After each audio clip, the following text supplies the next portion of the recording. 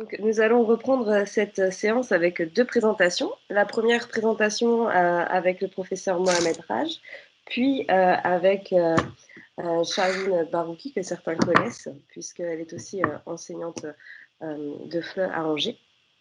Donc, pour commencer, Mohamed Raj est professeur et enseignant de langue à l'université de Stade, qui est partenaire avec l'université d'Angers. Ce qu'il faut savoir sur la relation que nous avons avec Mohamed Raj et Julien Kianga, c'est qu'il était dans les premiers à participer au colloque de la francophonie que nous organisions et qui ont été évoqués tout à l'heure par Elisabeth Mathieu. Donc c'est un véritable plaisir pour moi de l'écouter aujourd'hui, qu'il soit présent réellement.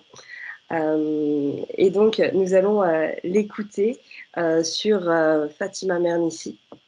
D'accord, sur, comme titre, Confinement et construction d'un monde parallèle dans Rêve de femme de Fatima Mernissi. Il n'y a pas de PowerPoint, du coup nous allons être très attentifs à tes propos pour pouvoir échanger par la suite.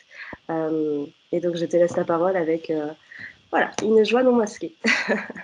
Merci Maëva, merci Madame la Présidente. Je voudrais tout d'abord, pour commencer, remercier le comité d'organisation de cette belle rencontre.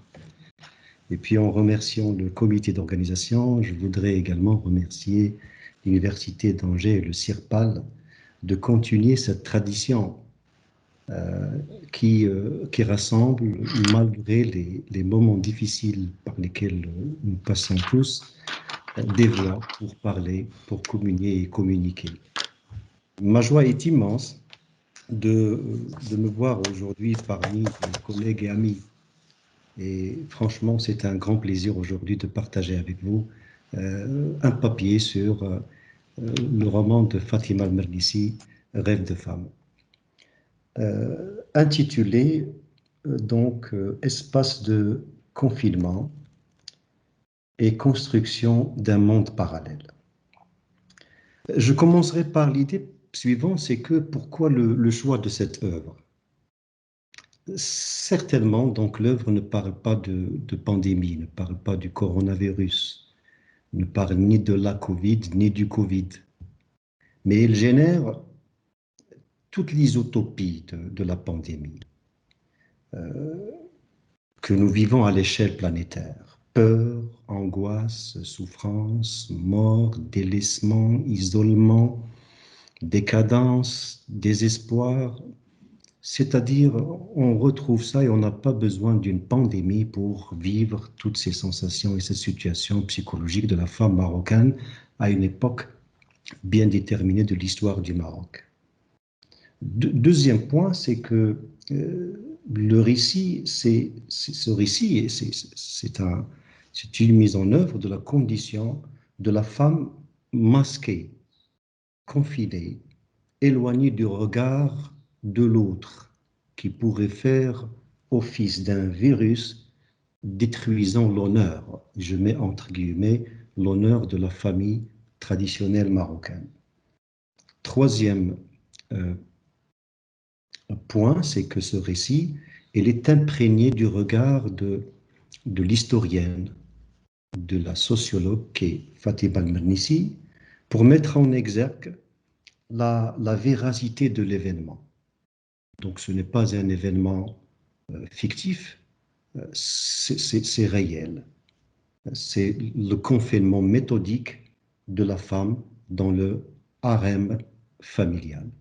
Et là, j'aimerais bien préciser, le harem, ça vient du mot arabe, haram, qui veut dire interdit. Donc, le harem est un espace interdit, mais interdit aux hommes. À différencier d'ailleurs et à distinguer d'ailleurs du harem oriental, dont parle Malek Chabel dans plusieurs de ses livres.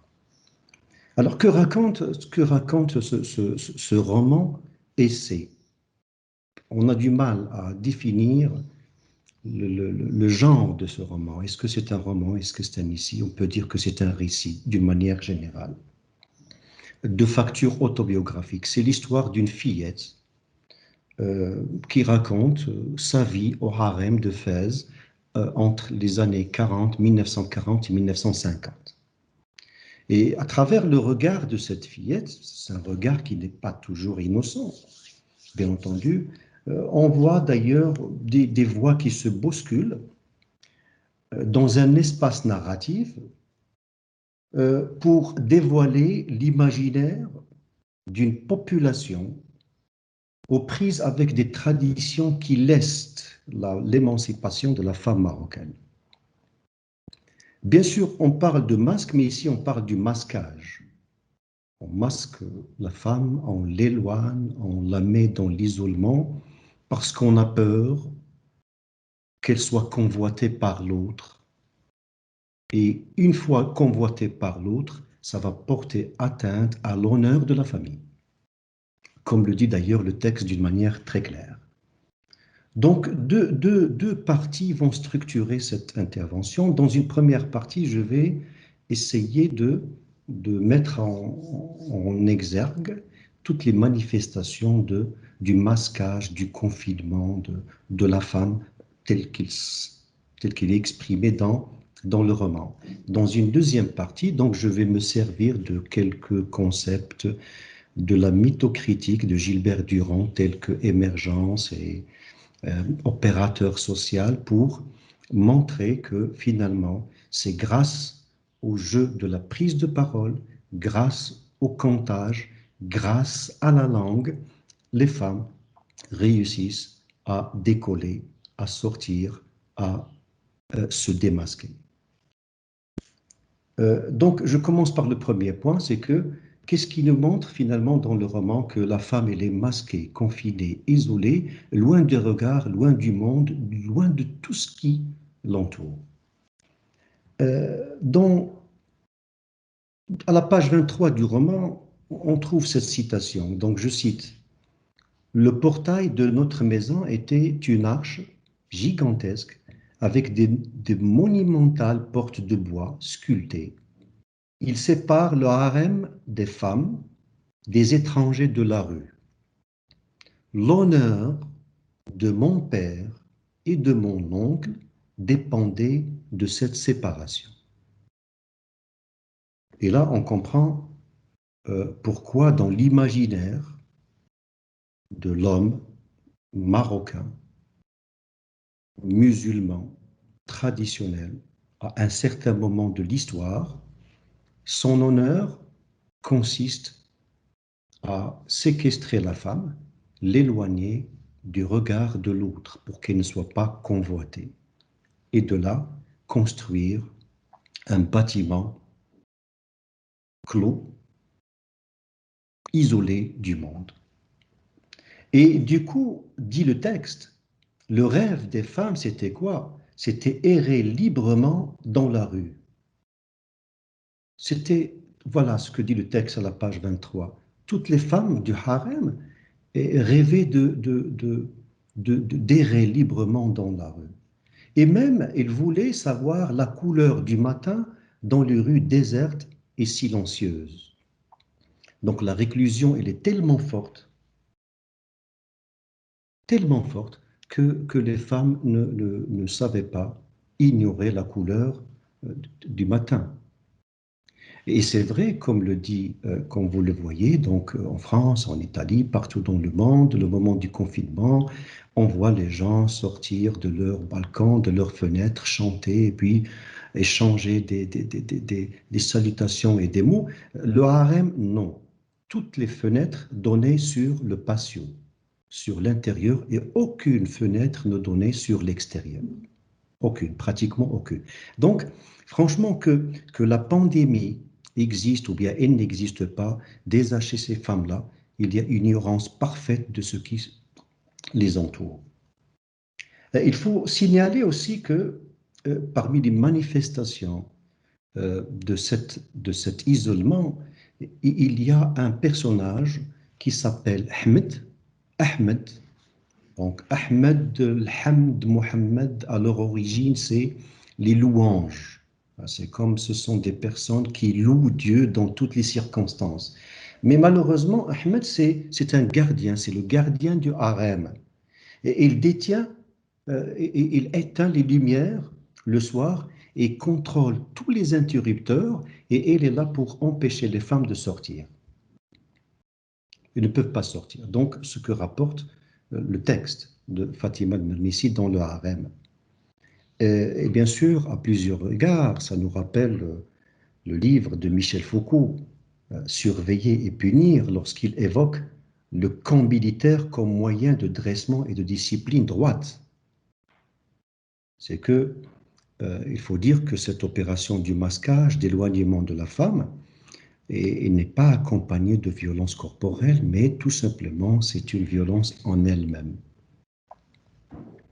Bien entendu, l'isolement aussi, parce qu'il y a des règles imposées par les femmes, c'est-à-dire les femmes qui sont plus âgées que les jeunes, et puis les femmes divorcées. Une femme divorcée, pour les femmes, elle doit rester dans le harem. C'est le harem qui va protéger la femme divorcée contre la société.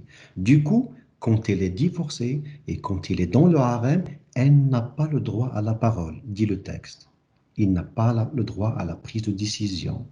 Ça y est, le harem te présente un produit, il te présente un avantage, donc ça suffit. Tu n'as pas le droit à la prise de décision, tu n'as pas le droit à la prise de parole. Donc pourquoi? Parce que déjà, le harem te propose des avantages irremplaçables. Bien entendu, là, Malek Chebel, il prépare donc dans son livre L'inconscient de l'islam, il compare le harem à un cimetière des libertés individuelles et geôle de tant de jeunes femmes en herbe. Parce que le groupe impose même la vie en groupe. Vous n'avez pas le droit de manger hors du groupe. Vous ne mangez que lorsque le groupe le veut. Et c'est Lella Radia, un personnage du roman Femme, qui détient les clés, bien entendu, les clés du garde-manger, à la page 75 du roman. Alors, bien entendu, ces manifestations du masquage, du confinement, de l'éloignement de la femme, bien entendu, c'est ça ce qui est merveilleux dans le roman, c'est que c'est bien sûr à partir de cette réalité que Mernissi va laisser s'envoler son imagination. Et là, il y a des béances dans le récit, devant ce confinement, devant cette isolation, devant cette séquestration du corps. L'imagination n'a pas de limite pour Mernissi. C'est l'imagination, reine des facultés selon Charles Baudelaire, qui va pouvoir sauver la femme de cette condition. Et bien entendu, c'est par le truchement de la parole, franchement, c'est par le truchement de la parole, la prise de parole, le comptage, que le récit s'envole pour aller remuer dans l'histoire la légende, le mythe, la politique, quelques souvenirs pour réinventer le monde sous l'empire de la mémoire collective salvatrice. Donc, devant cette réalité amère, l'imagination va s'élancer pour interroger l'histoire, le mythe, la légende, afin de construire ce monde parallèle. Et dit le texte dans la page 128, « Quand votre situation est désespérée, la seule chose qui vous reste à faire est de tourner le monde à l'envers, de le transformer selon vos souhaits et de le recréer. » Et vers la fin du roman, on va retrouver Mernissi qui disait que je rêvais d'être conteuse et de manipuler et de manier l'art de la parole pour me libérer de cette situation. Alors, les béances du récit pour la construction d'un monde parallèle, et là j'arrive à la deuxième et la dernière partie, c'est que je vais comme je l'ai dit au départ, je vais emprunter quelques concepts à la mythocritique, comme celui de émergence et d'opérateur social. Parmi les premières émergences dans le récit, c'est le mythe d'Icare. Il n'est pas nommé, le mythe, mais il est implicite.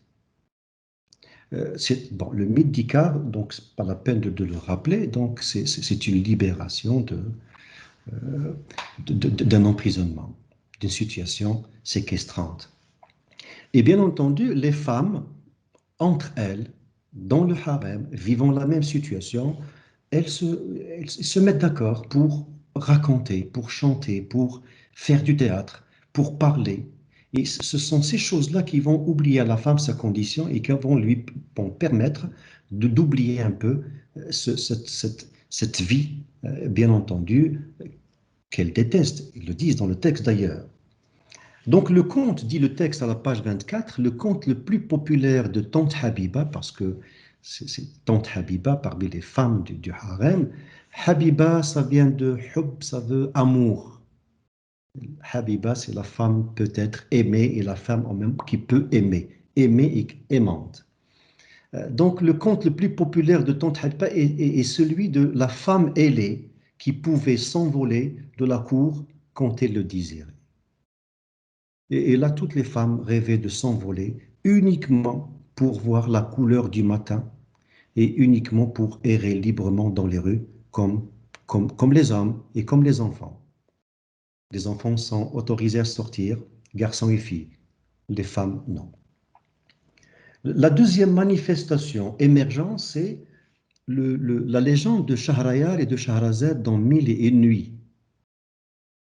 qui traverse donc, et vous connaissez donc l'histoire de Shahrayar, dans Mille et une nuits, il a régné prétendument sur l'empire perse. Il a été trompé par sa femme et puis il l'a tué. Et il a décidé de se marier le jour et le matin suivant, il tue sa femme. Il commence à se marier et après, il tue ses femmes. Jusqu'à ce qu'il s'est marié avec Shahrazad, la fille du vizir. Et c'est là, avec intelligence, elle a choisi de lui raconter des histoires, mais elle s'arrête à l'aube sur un épisode accrochant. Et du coup, Shahrayar, il a le suspense et il la laisse en vie.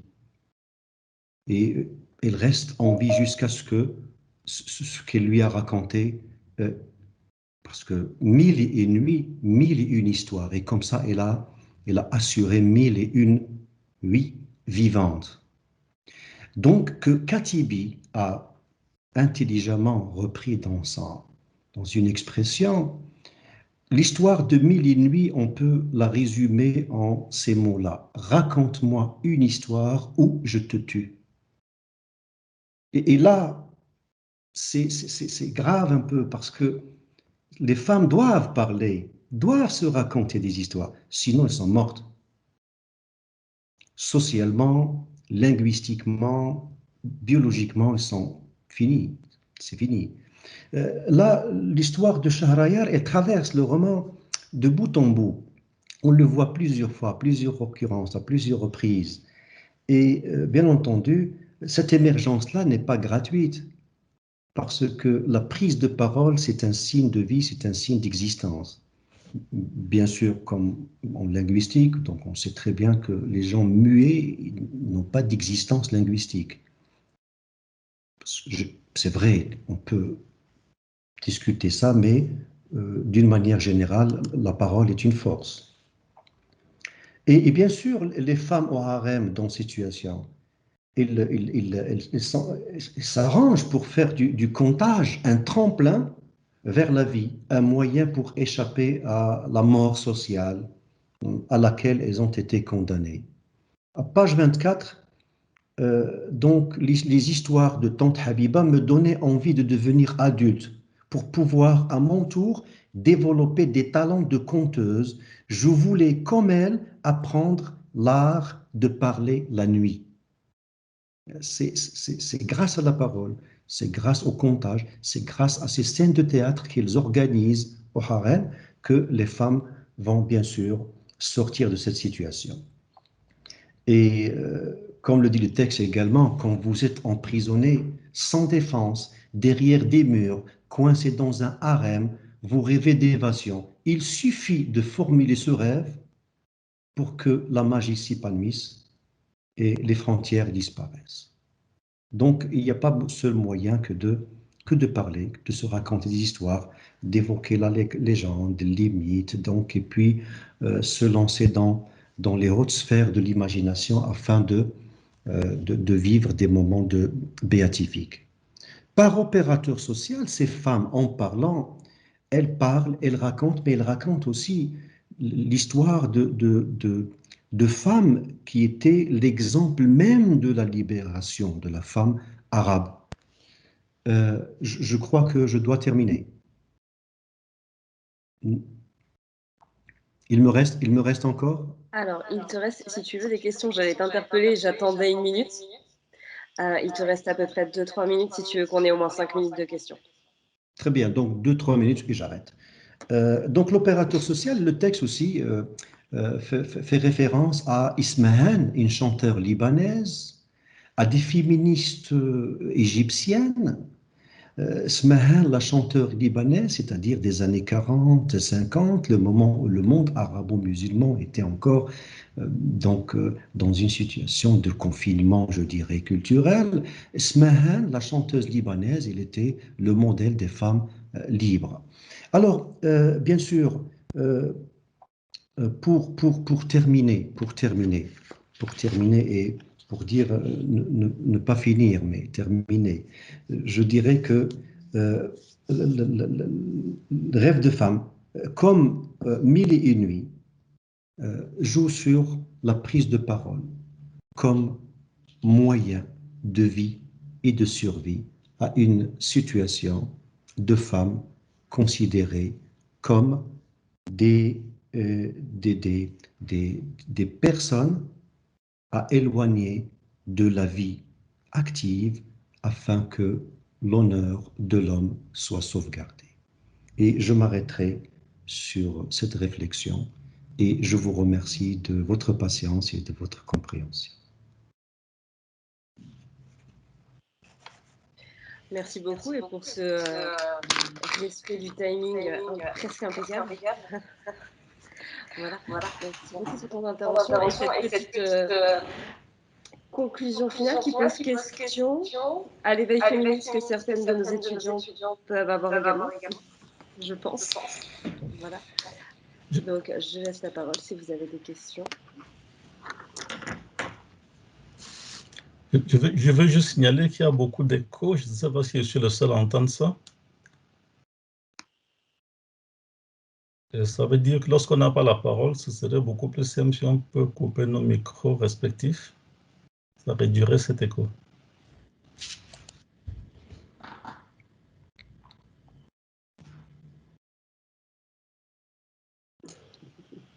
Et puis, si tu veux, je peux prendre la parole s'il n'y a personne. Oui, sinon, moi, j'en ai quelques-unes aussi, petites questions qui me brûlent, mais je peux te laisser commencer, Valentin, si tu le souhaites. Merci beaucoup, merci beaucoup. Non, je voulais remercier Mohamed pour ce voyage auquel il nous a invités. On s'est retrouvés au Maroc dans le harem avec toutes les différentes conséquences d'ordre théorique, d'ordre épistémologique. Et sous l'angle épistémologique plus précisément, oui, le discours que tu tiens me rappelle tout à l'heure avec Myriam, dans l'entrade, on parlait de déconstruire un peu la conception sociale de la langue. Là, c'est un exemple concret, je ne sais pas ce que tu en penses, Mohamed, pour moi, de lire la langue de cette façon-là. À partir de l'histoire de Scheherazade, on comprend qu'en fait, l'objectif, c'est de vivre, d'exister. Et pour exister, il faut imaginer. Une fois qu'on a trouvé quelque chose, on met cette chose en mots, on met cette chose en signe. Autrement dit, étudier la langue sous l'angle du processus, c'est de partir de l'imagination et donc montrer que le fondement de la langue est imaginaire plutôt. Une fois qu'on a imaginé, on peut mettre un mot. Mais sans l'intervention de l'imagination, ce n'est pas évidemment de trouver les signes par rapport à cet exemple pour se sauver. Donc, sous l'angle épistémologique, voilà une lecture que moi je fais de la langue, parce que quand tu dis que la parole libère, moi j'ai tendance à dire l'imagination libère, parce que c'est l'imagination qui est mise en parole. surtout avec le conte. Oui, c'est vrai, Voilà. c'est vrai. C'est vrai, Valentin. D'ailleurs, le texte le dit clairement comme les femmes au harem, pareil à Shahrazad. Shahrazad, c'est la femme de Shahrayar, la fille du Mm, vizir, mm, qui a déjoué la mort et semble donc, si vous voulez,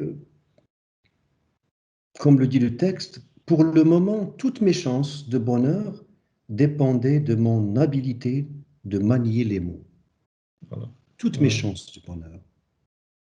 Et comme ça que la parole, elle a une fonction cathartique, ça on peut le voir, donc ça fait bien longtemps. Donc, comme quoi que la parole, la prise de parole, c'est un pouvoir, la prise de parole, c'est une, c'est une opération régulatrice, corrective, contre ce qui est correctionnel. Et bien entendu, comme tu viens de le dire merveilleusement, Valentin, c'est que euh, c'est tout ça, il faut apprendre à parler, il faut mm, apprendre à communiquer, comme vient de le dire tout à l'heure notre collègue. La langue, c'est pas pour communiquer, mais c'est pour agir aussi. mm, Alors, on voit ça dans le schéma de Delheims, on voit ça dans le texte coranique. Il y a un verset coranique qui dit clairement que aux croyants, pourquoi vous dites ce que vous ne faites pas. mm, Lorsque vous dites ce que vous ne faites pas, vous êtes, entre guillemets, dégoûtant. C'est la traduction un peu. Donc, il faut dire, c'est faire selon Austin.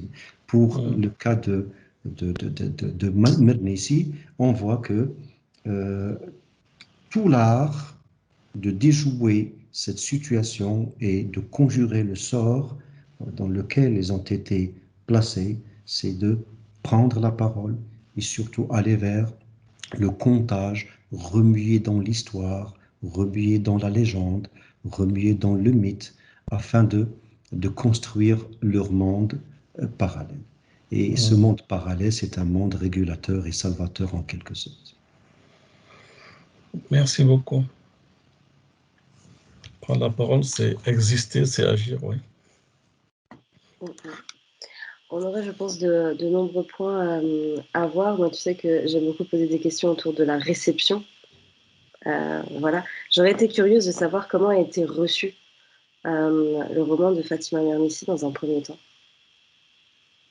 Bah, le roman, ça, c'est vrai, donc c'est un roman, quand on le lit, c'est un roman qui associe le sérieux à l'humour, donc il n'est pas exempt de scènes d'humour. Là, donc parfois on lit le roman et c'est un peu amadoué par des scènes qui font rire, mais Mernissi, elle est connue par ses écrits, surtout euh, concernant son livre Sultanes oubliés. Donc je ne sais pas si vous connaissez ce livre-là, Les Sultanes oubliés. Donc, Mernissi, elle est connue par sa réflexion qui consiste à valoriser la femme et montrer la vraie place que la femme occupe dans je dirais, l'édification de l'histoire arabo-musulmane.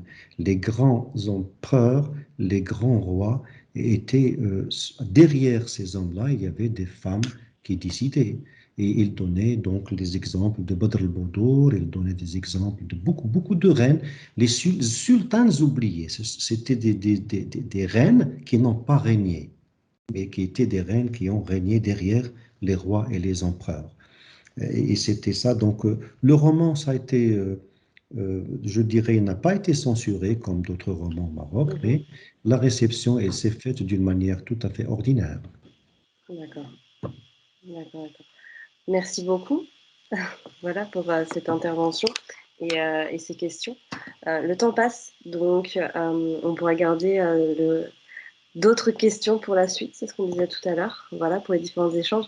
Nous allons passer maintenant à l'intervention de Madame Charline Barouki. Voilà, bonjour Charline. Bonjour, Voilà. bonjour à toutes et tous. Voilà, donc Charline Barouki est présidente de l'association Femmes d'ici et d'ailleurs. Et quand je lui ai posé la question de savoir comment elle aimerait que je présente cette association, j'ai trouvé ça sympa. Donc, je le reprends. C'est une petite asso angevine qui tente de créer du lien et de mettre en place des actions solidaires, notamment pendant cette période de pandémie. Et elle est constituée de femmes extraordinaires. Voilà. Donc, je trouvais que les bons mots étaient trouvés. Donc, du coup, je te laisse nous présenter du coup les actions de l'association qui ont pu être réalisées pendant cette période. Voilà. Merci beaucoup. Donc, rebonjour à toutes et tous. C'est vraiment une belle opportunité pour nous de pouvoir présenter notre toute petite association avec nos petits pas qu'on fait quotidiennement depuis plusieurs années. J'avais un PowerPoint, Maëva, du coup, est-ce qu'on peut le partager ou... Est-ce que tu veux le partager ou est-ce que tu veux que je le fasse? Je veux bien que tu le fasses, s'il te plaît. Ok, j'y vais juste une minute. Le temps d'y accéder. Hop. Alors, vous connaissez la technologie, voilà. Un petit temps pour télécharger et accéder au fichier quand on est déjà en conversation. C'est pour ça que j'ai pas mal de soucis depuis ce matin. J'espère que ça ne va pas couper parce que j'étais en cours juste avant et ça n'arrêtait pas de couper. Donc j'espère que vous allez m'entendre. Je pense que vous m'entendez. Oui. C'est très bien, on vous entend très bien. Merci. Haut et clair. J'espère que ça va durer comme ça. Donc voilà, je vous remercie vraiment parce que c'est vraiment une belle opportunité pour nous. Donc, je peux commencer rapidement. Donc nous sommes une petite association angevine. Nous sommes des femmes du monde et des femmes d'ici, d'ailleurs. On ne se réunit pas dans ce but-là, en fait. C'est qu'on se rend compte que toutes, on a quelque chose à apporter. Et on est là, pas par hasard, parce que finalement, on se retrouve dans des groupes. Mais c'est vrai que l'endroit d'où on vient importe peu, ou l'âge qu'on a vraiment n'a aucune importance. On essaye justement d'ouvrir l'association et de faire venir de plus en plus de monde et ça fonctionne. Donc c'est vraiment, vraiment une belle opportunité pour nous de créer du lien, surtout dans cette situation qui est compliquée pour beaucoup de personnes. Et en tant que femme, on a bien sûr tous en tête les chiffres des violences conjugales qui ont explosé ou qui sont peut-être plus visibles aujourd'hui pendant les premiers confinements. Et surtout l'explosion pendant le deuxième. Et nous, à notre petit niveau, on essaye de faire des actions qui vont permettre de sensibiliser les gens à ces thématiques. Alors, voilà, on peut peut-être, je ne sais pas si j'ai du contrôle, voilà. Donc du coup, je vous ai mis quelques photos pour que vous ayez en tête voilà, qu'on est vraiment ouverte à toutes les femmes, donc toutes celles qui sont sur Angers, ou quand vous passez sur Angers, que vous avez envie de venir nous voir, vous êtes bien sûr, bien entendu, les bienvenus. Et je vais vous expliquer aussi que nous avons beaucoup d'événements. Nous invitons les hommes à participer justement pour que les actions qu'on porte soient, comment dire, soient portées aussi par les hommes. Parce que si on veut l'égalité, effectivement, il faut qu'on soit tous traités de façon égalitaire et on ne peut pas exclure qui que ce soit. Est-ce qu'on peut avancer, Maëva, s'il te plaît? Oui, je cherchais à te donner le contrôle, mais du coup, j'y arrive pas. Attends, donc j'avance. Si je le demande, peut-être que ouais, je peux peut-être le demander. Ok, normalement, ça devrait être bon. Voilà. Là, je pense que tu as reçu. Ok. Les objectifs de notre association, donc, qui a été créée il y a une douzaine d'années, c'était vraiment à l'origine de valoriser nos paroles et nos voix et prendre nos places de citoyennes. Parce que régulièrement, on nous appelle encore aujourd'hui en nous disant « Est-ce que vous pouvez venir préparer un couscous pour la fête du quartier ?» Alors, c'est très bien, il y a des associations qui le font. Mais nous, on a envie de nous positionner sur d'autres champs. On a d'autres compétences et on a envie de valoriser les parcours de toutes ces femmes que l'on côtoie, que l'on ne voit pas forcément. Parfois, ce sont des femmes qui sont complètement invisibles. Alors que... Alors, excusez-moi, j'ai plus du tout... Je ne sais pas si vous voyez la diapo. Je la vois plus. C'est tout... Ouais, ok. Comment dire? Oui, voilà. Donc, on a des choses à dire. Et des femmes, alors nous, on a aussi des problématiques d'accès à l'écrit. Donc, certaines femmes, en fait, ont très, très peur justement de prendre la parole pour exprimer ce qu'elles ressentent. On leur demande pas souvent. Et dans notre association, ce qu'on souhaite, c'est vraiment justement valoriser toutes les paroles, qu'elles soient écrites, qu'elles soient orales, peu importe, on a toujours des choses à dire et on sait faire autre chose que les rôles auxquels on nous assigne généralement. Dans notre association, on a beaucoup de femmes qui viennent de différents pays, de différentes cultures, qui ont des âges différents. Mais justement, ce qu'on veut montrer, c'est que toutes, on a quelque chose à dire et qu'on a toute notre place de citoyenne à revendiquer et qu'on est capable de participer à des débats politiques, même si on n'a pas été scolarisé, qu'on a le droit d'avoir nos opinions et qu'on a le droit de les revendiquer. On défend nos droits et justement l'égalité qui nous semble tomber sous le sens, en fait, quand on y réfléchit et que finalement on se rend bien compte que dans la réalité de notre société actuelle, c'est toujours pas le cas. Beaucoup de femmes subissent dans notre association des problématiques qui sont liées justement à la discrimination de différents types et qui n'ont pas accès à l'égalité à laquelle elles auraient droit. Et donc, on essaye de mener des actions de sensibilisation, que ce soit auprès des jeunes ou auprès de nos partenaires institutionnels, voilà, pour promouvoir ces notions d'égalité. On pense aussi, on est même persuadé qu'en sensibilisant le plus de monde possible, on pourra lutter contre les violences parce que malheureusement, en tant que femmes, et notamment dans notre association, c'est vrai qu'il y a beaucoup de femmes qui viennent nous voir parce qu'elles ont, elles ont vécu des choses qui sont terribles, mais elles ont envie de prendre la parole justement parce que plus on les dénoncera, plus on pourra lutter contre les violences qui nous sont faites au quotidien, alors surtout ici, mais on a envie de rayonner plus loin. On a des actions, par exemple, avec des femmes qui sont aujourd'hui au Sénégal, notamment sur la problématique de l'excision. Donc on a envie de montrer qu'au-delà des frontières, on est toutes sœurs dans notre humanité et qu'on peut lutter contre les violences ici, mais aussi là-bas.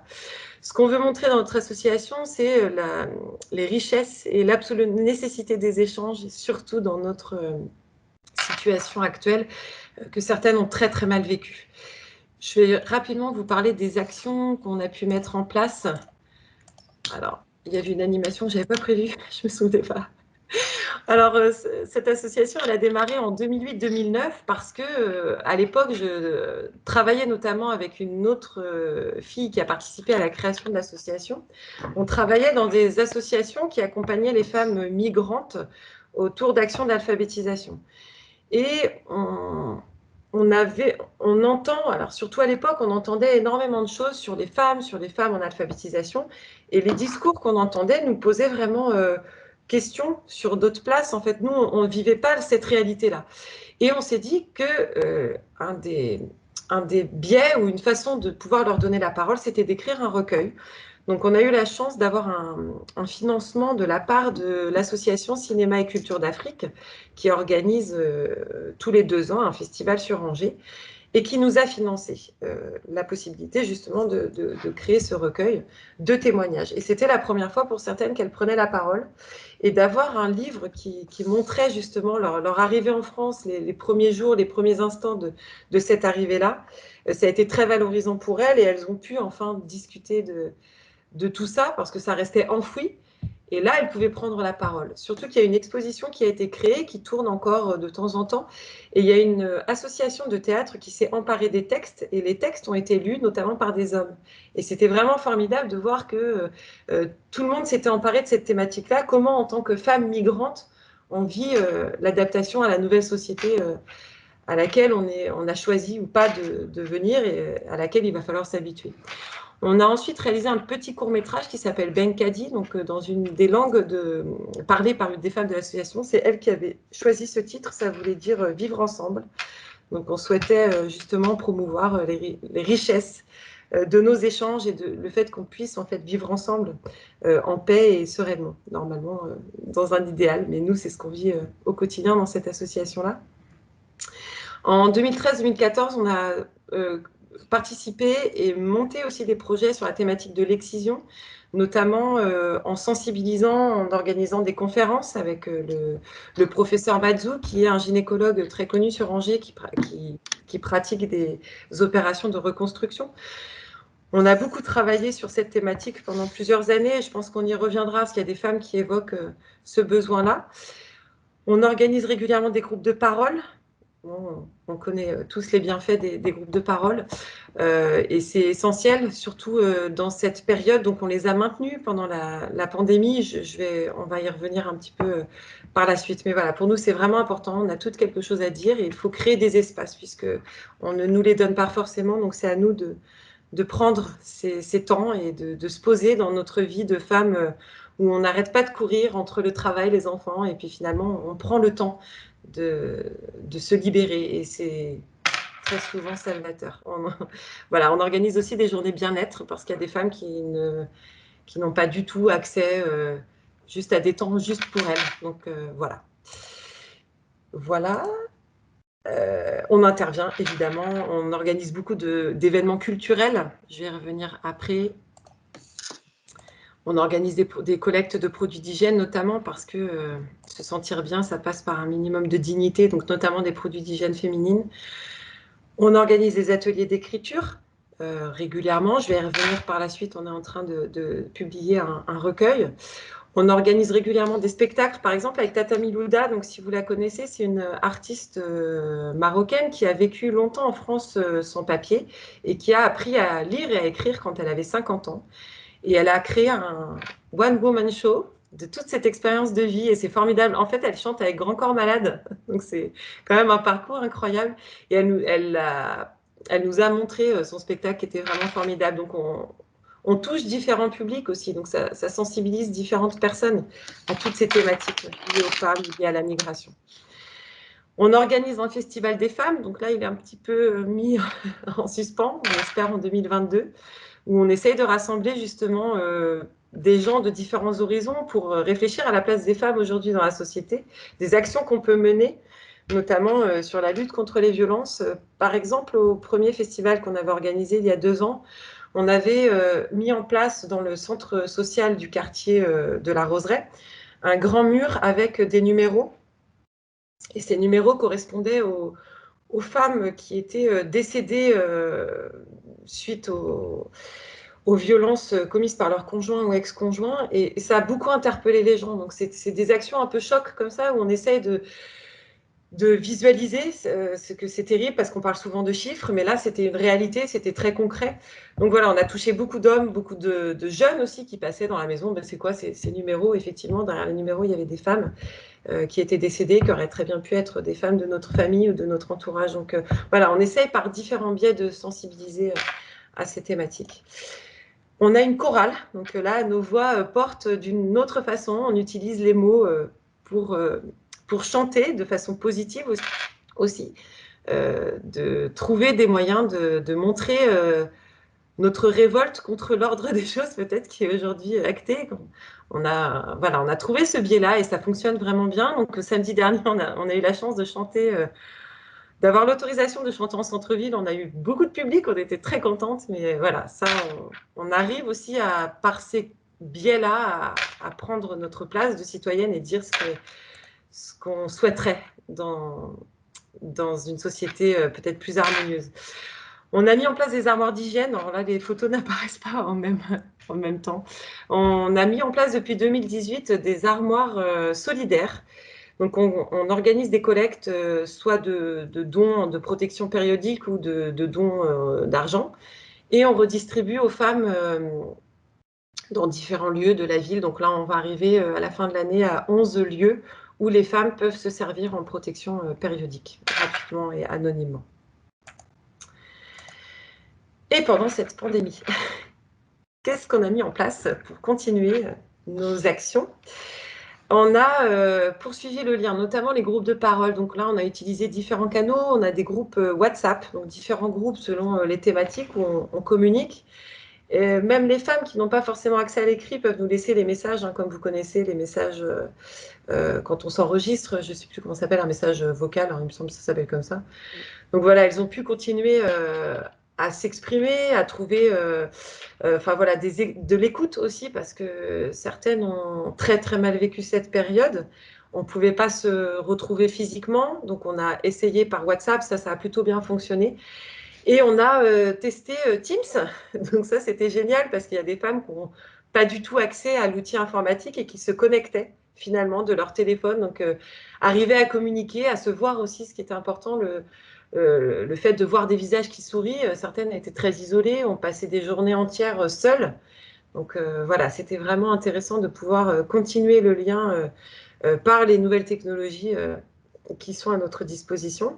On a beaucoup continué effectivement nos actions sur les armoires d'hygiène. Donc l'heure à laquelle on pouvait sortir, on l'utilisait pour aller dans les supermarchés pour pouvoir récolter nos serviettes hygiéniques et pouvoir les redistribuer. Malheureusement, sur la place des femmes dans l'espace public, on se rend compte aujourd'hui que beaucoup ont disparu de l'espace public. Sur Angers, on a une armoire qui est située au PASS, donc le point accueil santé solidarité. C'est un service du CCAS de la ville. On fonctionne donc très bien avec eux. Ils ont une salle de douche, donc c'est un lieu qui est ouvert en journée pour les personnes à la rue. Et on leur fournit voilà, très régulièrement des protections et ils se sont rendus compte depuis plusieurs semaines que depuis la fin, enfin, le confinement, la fin, je ne sais pas si on peut appeler ça vraiment un confinement, mais beaucoup de femmes, en fait, ne sont pas réapparues. Donc, c'est une grande question qu'on se pose. Ils n'ont plus forcément besoin de serviettes hygiéniques parce que très peu de femmes viennent aujourd'hui les voir. Donc, on se pose vraiment la question, mais où sont passées ces femmes? Donc, ça, c'était vraiment le point qui nous a plus inquiétés ces dernières semaines. C'est qu'on a dû moins fournir. Donc, bon, voilà, à voir où sont ces femmes. On a décidé de maintenir aussi le projet qui s'appelle « Raconte-moi, je te conterai ». On a mis en place des ateliers d'écriture qui ont été animés par différents professionnels, notamment une psychologue qui est membre de notre association. Et on a écrit, on a rassemblé des femmes du quartier, des femmes de la ville ou des femmes qui avaient envie de participer, donc une quinzaine de femmes, sur des ateliers tous les 15 jours. Donc on a joué entre les confinements et voilà, mais on avait besoin de se retrouver en réel. On a travaillé autour des thématiques de la féminité, comment on se définit en tant que femme, quels sont nos combats quotidiens, quelles sont nos souffrances en tant que femme, est-ce qu'on a des blessures qui font la femme que nous sommes aujourd'hui, quelles sont ces blessures, quels sont les souvenirs d'enfance qui nous ont construites telles que nous sommes, et quelles femmes serons-nous demain. Donc on a essayé de se projeter. Voilà, donc le recueil est en passe d'être publié, là j'ai validé le devis ce matin. Donc, nous aurons bientôt la chance, si vous le souhaitez, nous pourrons vous le fournir, vous l'envoyer. Donc, d'avoir voilà, une concrétisation de notre parole. Et ça, c'est vraiment très important. Certaines, je vous l'ai déjà dit, sont très éloignées de l'écrit.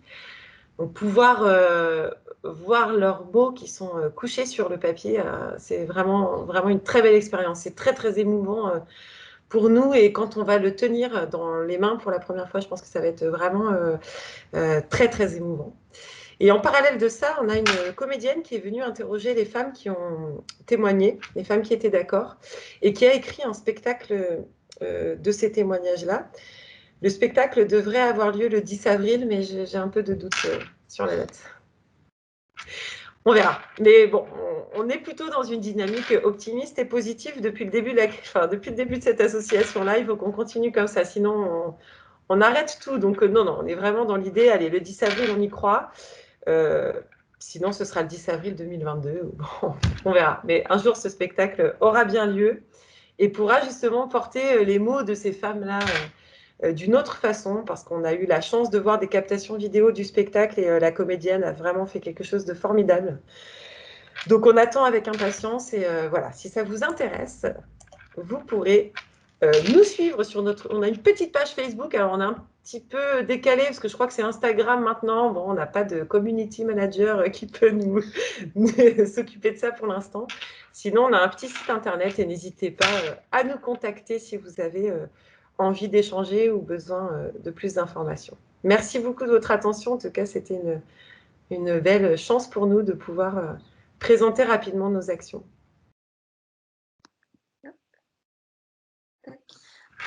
Merci beaucoup, Charline. Donc, moi, je connais un petit peu ton association et c'est vrai que c'était vraiment, ça nous a fait très plaisir que tu acceptes de participer aujourd'hui pour nous montrer concrètement, finalement, les actions qui sont faites à Angers. Et puis, on a entendu aussi hors d'Angers également.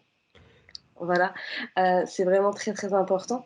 Et Bon, j'aurais une toute petite question très rapidement. Est-ce que tu as vu une transformation possible chez ces femmes, en fait, grâce à la prise de parole? Alors oui, alors, il y en aurait beaucoup, il y en aurait plusieurs, mais j'en ai une qui est une femme vraiment extraordinaire. Elle s'appelle Fanta, elle vient de Guinée. Et je l'ai rencontrée parce qu'elle était en cours avec moi en alphabétisation il y a une dizaine d'années. Elle venait juste d'arriver en France.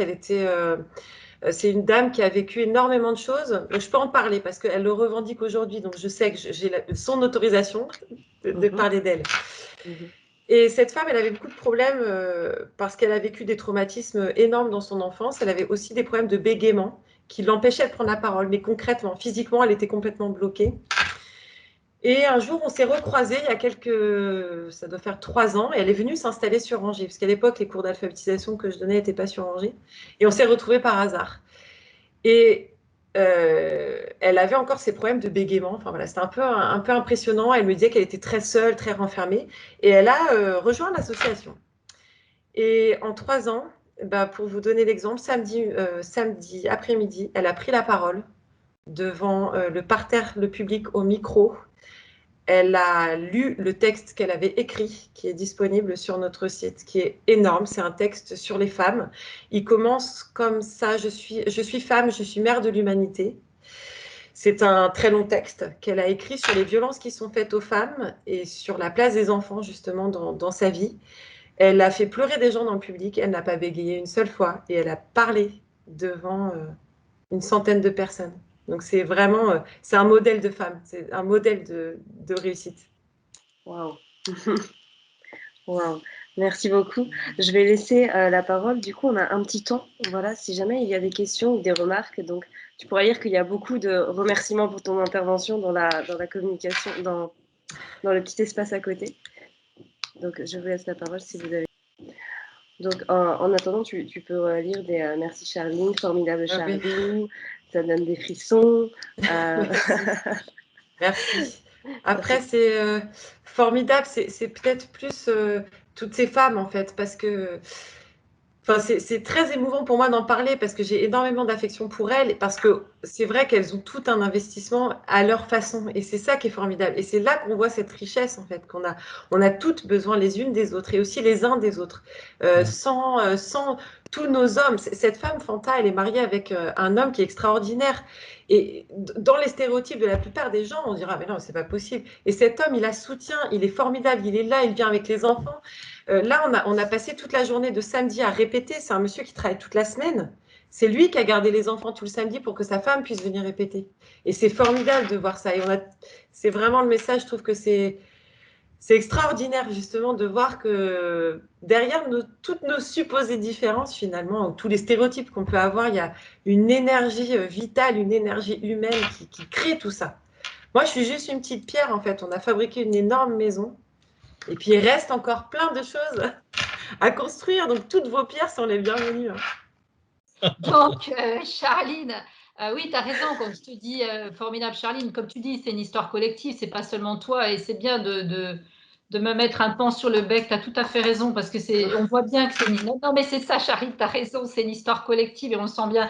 Mais Charline, moi, ce que je voulais te demander dans un contexte politique et social qui n'est pas très porteur par rapport à toutes ces questions actuellement, est-ce que tu te sens soutenue au niveau de la mairie, des institutions, soutenue déjà au niveau de l'affichage, des locaux, tout ça, mais aussi financier, parce que l'argent, c'est quand même important. Donc, je voulais te demander par rapport à ça, est-ce que tu te sens, est-ce que quand vous faites un appel pour avoir des subventions, vous avez des réponses positives?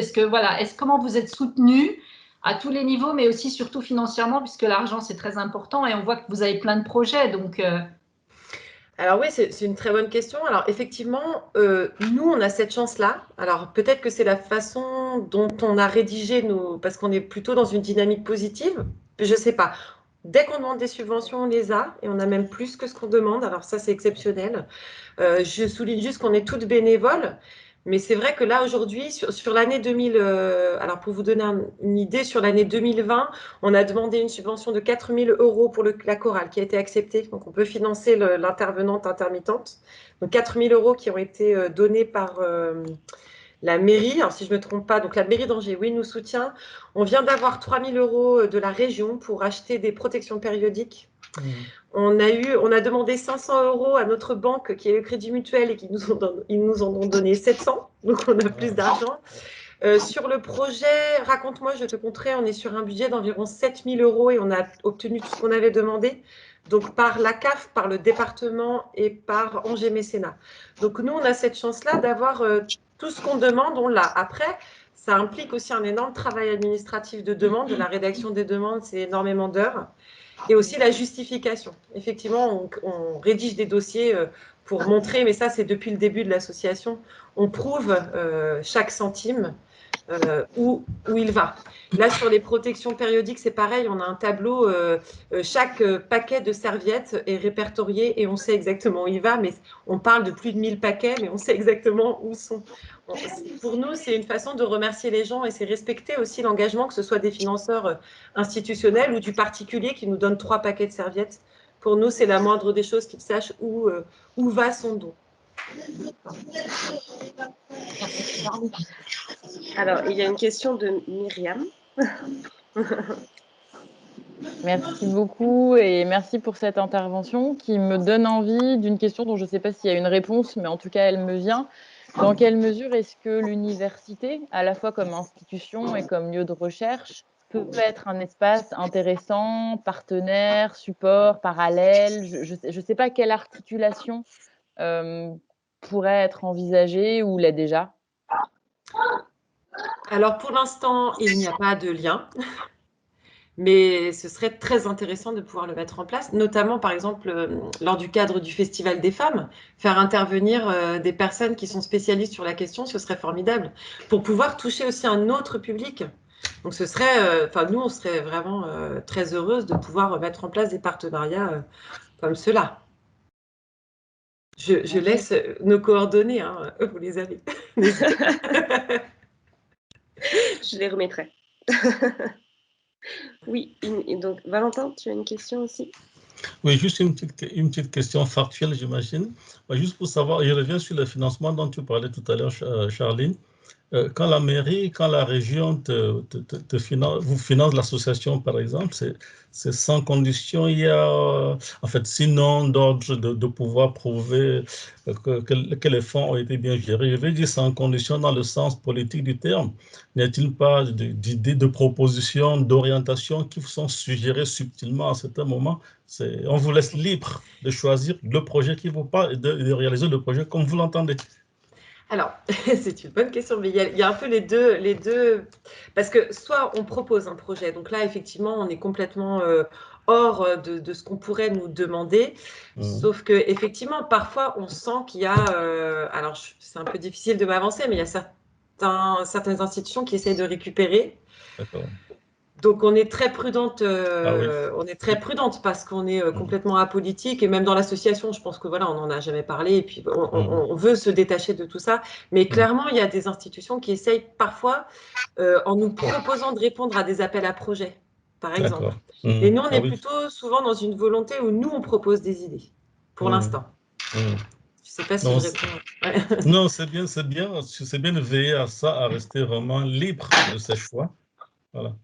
C'est ça, c'est vraiment on a envie d'être libre en tant qu'être humain, il faut qu'on soit libre aussi en tant qu'association, quoi. Tout à fait, oui. Alors, je coupe. Je suis en train de couper mes couches. On peut faire des travaux aussi. Ok. Alors, est-ce qu'il y a une autre question pour Charline ou vos estomacs commencent à crier famine? Donc, c'est bien, nous terminons avec uniquement 10 petites minutes de retard. Voilà. Parfait. Voilà, on est plutôt bien.